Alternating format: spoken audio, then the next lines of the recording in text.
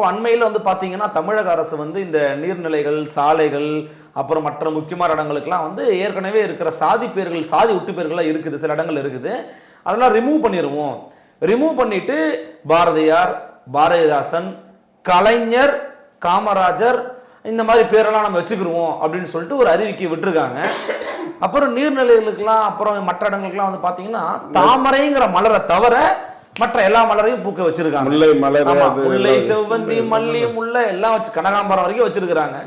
என்ன இதுல போய் தீண்டாம பாக்குற மாதிரி இவங்க பண்ணிருக்காங்கன்னு விமர்சனம் அதிகமா வந்துகிட்டு இருக்கு. கரெக்ட். நானும் பார்த்த சமூக வலைதளத்துல அது தீண்டாமையா நம்ம பாக்குறது என்னுடைய பார்வையிலிருந்து தவறு. அவர் வந்து என்னன்னா, அப்படி பார்த்தா அனைத்து கல்லூரிகள் இருக்கிற விடுதிகளை வந்து சமூக நீதி விடுதியா மாத்தணும். இல்ல சமூக நீதி விடுதின்னு மாத்தினால் சமூக நீதி வந்துரும் அர்த்தமா? அது முயற்சி தாங்க.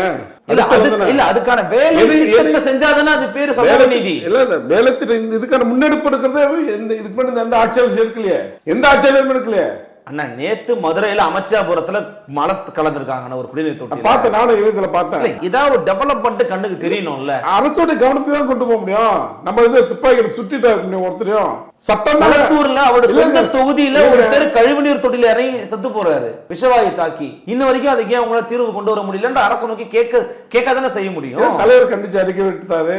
எந்த பிரச்சனை இருந்தாலும் இப்ப நீங்க மதுரை சொன்னீங்களே, அமைச்சாபுரம் அது அந்த விஷயத்துக்கு கூட தலைவர் வந்து சிஎம் கவனத்துக்கு கொண்டு போயிருக்காரு. அதாவது அதிகாரம் நாம எவ்வளவுதான் முரண்பட்டாலும் ஆட்சியாளர்கள் அவர்தான். உங்கள் ஜெயச்சந்திரன் இப்பொழுது மிக பிரம்மாண்டமாக கீழ்கட்டளையில்